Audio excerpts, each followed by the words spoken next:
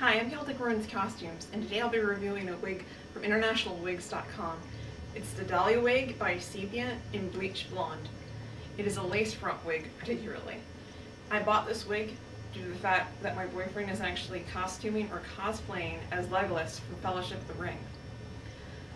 I will also be doing a demo on how to darken roots of a bleach blonde wig. The reason why we darken the roots of this is because we noticed the wig was perfect as it was, but could be taken to that next step by darkening the roots due to the fact that it looks a little bit more natural, and Legolas from the film has darker roots up towards the top and underneath the layers of hair.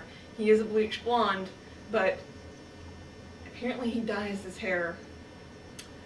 No, but it does look more natural, and for synthetic wigs, which this one is, there's a particular way to do that. If you do have a human hair wig, obviously you can dye it. But in order to achieve a more natural look, I'll be showing you how to do that with a certain type of technique. Alright, as you can see, the Legolas wig is already styled. It's got the herringbone braid in the back and the two braids at the side. This wig was perfect as it was. It's about as close as you can get to the hairline of an elf without actually having someone hand knot it, and that would cost quite a lot of money.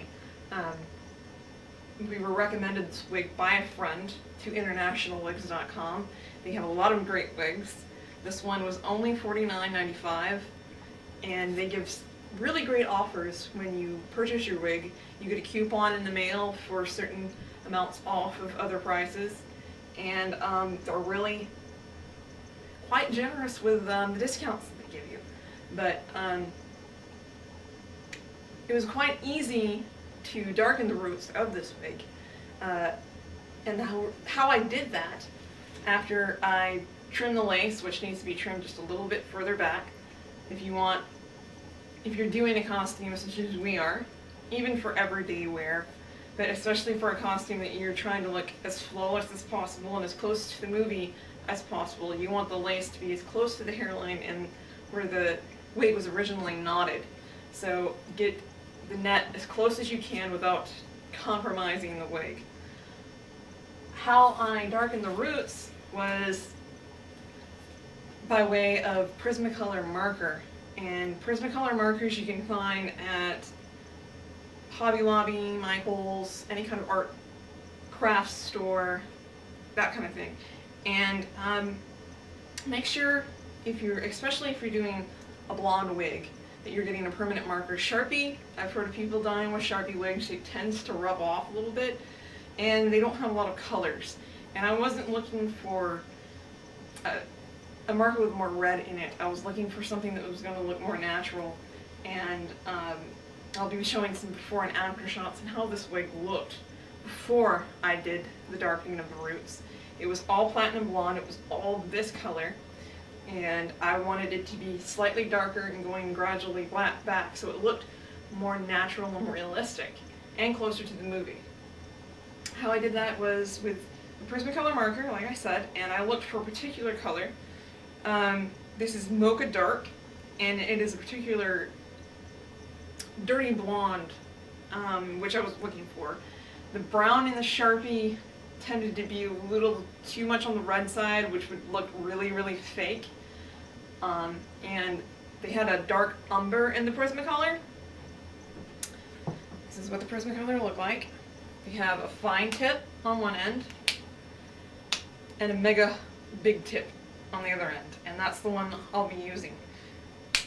They are permanent, but they take about a minute to dry, and that's pretty good because you want to keep a cup of regular water, tap water, and a comb next to you. And before it dries completely and cures the hair, you're going to want to just brush it out with your fingers and kind of meld it into the hair, and make sure that there's no, weird markings and weird swatches on the hair, or it won't look very natural. You're going to want patience while you're doing this because you're going to have to go track by track as best as you can. And I started from the very bottom of the hairline pulling up to one of the bottom tracks. And as you can see, it's a very light, natural color. I took the Prisma marker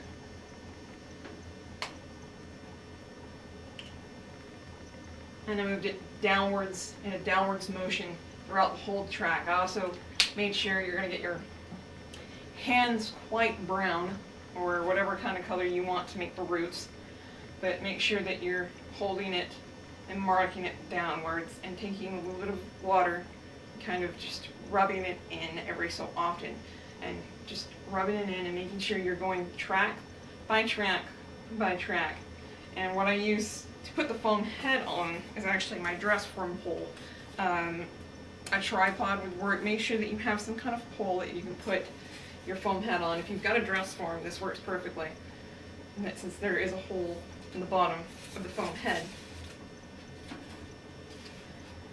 But it's going to take a little bit. It took about 3 or 4 hours to get the entire wig complete. In fact, for the front of the wig, I started where basically the natural root line of the wig started and darkened it kind of like in a half moon pattern towards the back and along the sides, basically making sure I looked at reference pictures for the character to see where the roots were darkest.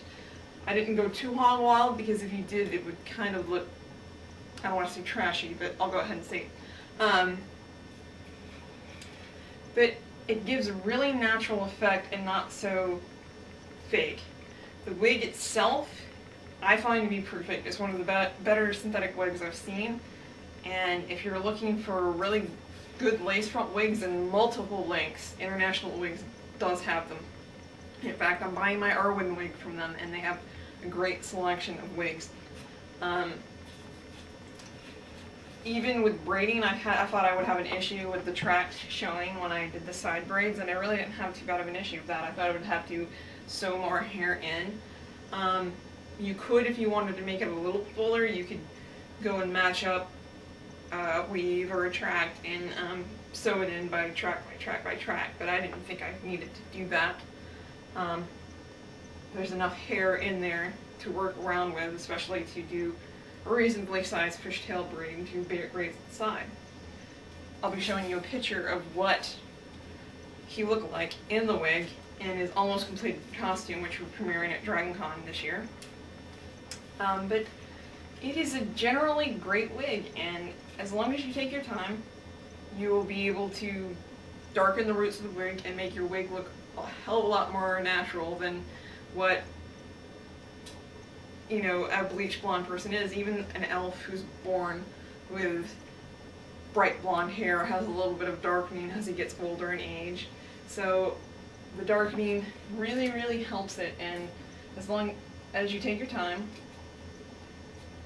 the results are quite great. This wig turned out to be a vast improvement. Again, a great wig by itself, but if you want to take it to the next step, this is the way to do it.